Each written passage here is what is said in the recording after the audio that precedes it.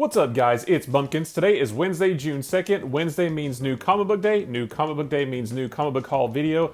As usual, I went down to Infinity Flux here in Chattanooga, Tennessee to pick up another awesome stack of books. And this is only one of three different stacks of things that I want to show today. We've got some dollar bins, got some other cool stuff. So we're going to try to lightning around through some of this because it's a lot to go through in 15 minutes. But we're going to start with Amazing Spider-Man number 67. Still haven't caught up on this series yet, but that's a super cool cover. Can't wait to catch up on all that. We've got our Heroes Reborn books. So we've got Heroes Reborn. Shoot, I don't remember what number we're on. Number 5. Got the trading card variant and the action figure variant. Continues to be a fun what-if story. It's wrapping up in a couple issues, but I'm enjoying it so far. We've also got the tie-ins. American Knights. Commissioner Luke Cage. The Saint instead of Daredevil, and it's another sort of Nighthawk adjacent story. And then we've got Marvel Double Action, which reprints a fake story of when the Falcon died from the Goblin throwing him off of the Chesapeake Bay Bridge, not the George Washington Bridge, but very a la Gwen Stacy being killed from the Green Goblin. So that was a lot of fun as well. So these are just, the tie-ins are real fun. They just give you a little bit more of this cool sort of what-if universe that Heroes Reborn has established. Iron Fist Heart of the Dragon number 6. I think this is the end of the miniseries, which I haven't read any of yet, but now that I've got them all, I'm gonna dive into all of them. It should be fun. We've got the Iron Man Annual number 1. I think this is part 1 of this Infinite Destinies story that they're telling across 3 different annuals.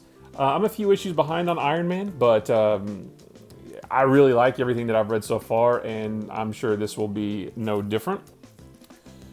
Nonstop Spider-Man number 3. The first 2 have been very non-stop, and I expect this to be more of the same.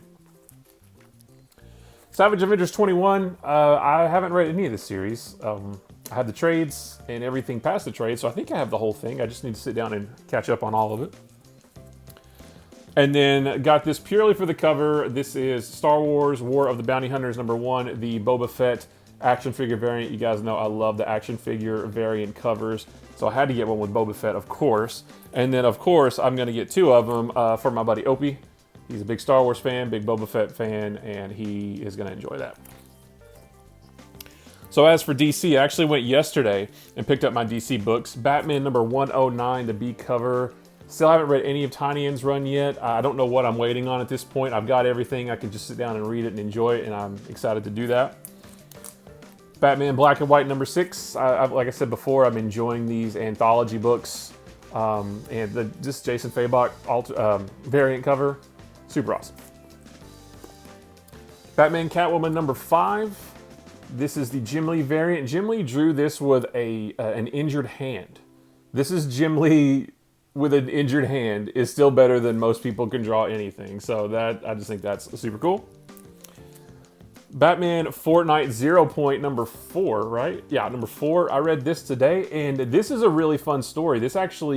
I'm digging this Fortnite story more than I ever thought I would, and it adds a little bit more to the lore of Fortnite itself. It's adding a little bit of a backstory, still a bit of a mystery. We don't exactly know what's going on, but like I said, I started out for the codes and am staying for the story because this is super fun, guys. So I got the A cover. That one was for my son to get the code, and then I got the Dan Mora B cover for myself for the code, so we can both enjoy that. Crime Syndicate number 4. I read the first 3, haven't read this one yet. I'm sort of losing interest in this a little bit, but I think it's only a 5 or a 6 issue miniseries, so I'll probably ride it out till the end. I liked it at first. I don't dislike it now, but it's just kind of waning on me a little bit. Crush and Lobo number 1 of 8. I read this last night. Thought it was pretty fun. I actually got it because I'm really sort of wanting more Lobo. I was just thinking the other day, I want a new Lobo story. This is actually more of a setup for the rest of the series to come. Lobo's not really in it that much, but I don't know much about Crush either, but what I read in this issue I like, so I'm excited for more about that. Detective Comics 1036, the Lee Bermejo variant. Still waiting to catch up on this series. Green Lantern number 3, I'm enjoying this. Something happened in issue 2, which has major repercussions for the rest of the Green Lantern Corps, and I'm interested to find out how they deal with that and sort of, overcome it. Justice League 62, I'm a couple issues behind on this one, but I'm excited to get caught up. The next Batman Second Son number 3, the B cover, I like this one as well. I still haven't read this series either, but I promise I'm going to get to it at some point. But what I did read, and probably is my absolute favorite thing that I've read so far, and probably will be my favorite thing that I've read of anything this week, is The Nice House on the Lake number 1. Holy cow. James Tynion knocked another one out of the park.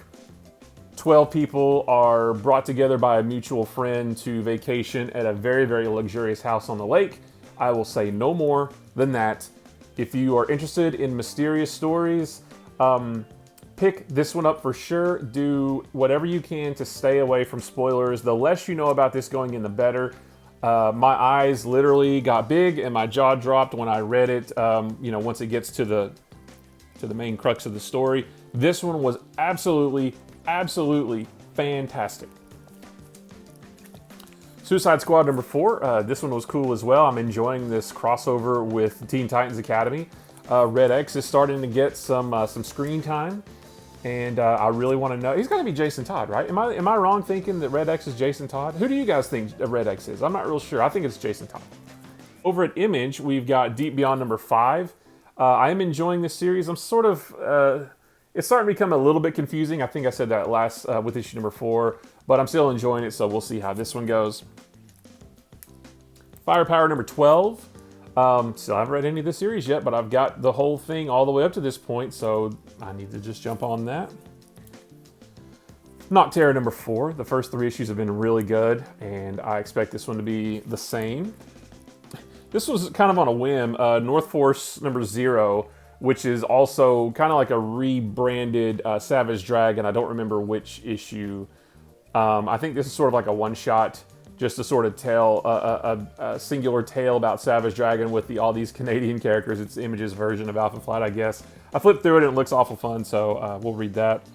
That's it for Image, but over at Aftershock, we've got Out of Body number 1, which I actually didn't even pre-order because I was like, well, I don't need to buy everything. I need to leave a few things behind. This was one of them until Andy at Infinity Flux, during their review video from yesterday, he talked about it and completely sold me on it, and I'm so glad that he did, and then I picked it up because this one was actually really good. It's all about, a girl who's a medium and she can communicate with spirits, I guess, and this other, this guy in a coma is trying to solve his murder while he's in like astral form, and he's going to need this medium's help to do it. It was really interesting. It's a lot better than what I'm making it sound like, so check that out.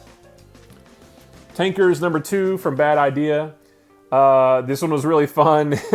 Time travel, dinosaurs, bad ideas. They have a lot of bad ideas in this story. This one was a lot of fun as well, and plus the quality of the book is super good. Basilisk number 1 from Boom. This one was really interesting as well, although I don't know what the story is going to be, really. It is enough to really make me want to come back and read more, but from the first issue, I couldn't even really tell you what it's about.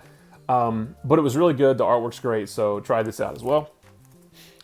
And then the last one, Jenny Zero number 2 from Dark Horse. This one was fine. I got the first one and liked it all right. I think I'll probably drop off this one. I like it fine, but in the spirit of trying to find things to drop, I don't need this every month, so this will probably be the last one I get. But it's okay. It's okay. I also went looking through the dollar bins because I've said before, Infinity Flux puts out a new batch of dollar back issues almost every Saturday, and which makes it super exciting to go into the store every week and look through the dollar bins just to see what new might be out. One that I was kind of excited to pick up was Amazing Spider-Man number 84. This from 1970. This one does not have the cover, but as someone who is trying to collect the entire run, or that's a pipe dream, but I mean, it would be cool to have the entire run of Amazing Spider-Man. This still counts. Just because it doesn't have the cover doesn't mean I don't own the issue, so that was fun to get. Green Lantern Space Ghost, written by James Tynion. That's why I got it. I don't know what the story is. I just saw Green Lantern, I just saw Space Ghost, written by James Tynion, and that was all I needed to buy those. Picked up issue number 1 and number 2 of The Darkness. These are from '96, I believe. And I've always been interested in The Darkness. I haven't read that much of it. And I just thought it would be cool to have the first 2 issues, the actual first 2 issues, for $1 each. So I'll try those out at some point. Iron Man number 236. I am working on an Iron Man run, building an Iron Man run. I have quite a few here. My buddy Opie up in Kentucky, he's got a whole bunch more for me. And this is just going to add to that. And then I'm not going to go through all of these, but I picked up because they had the first 20 issues of the Brad Meltzer, Ed Benes Justice League of America run.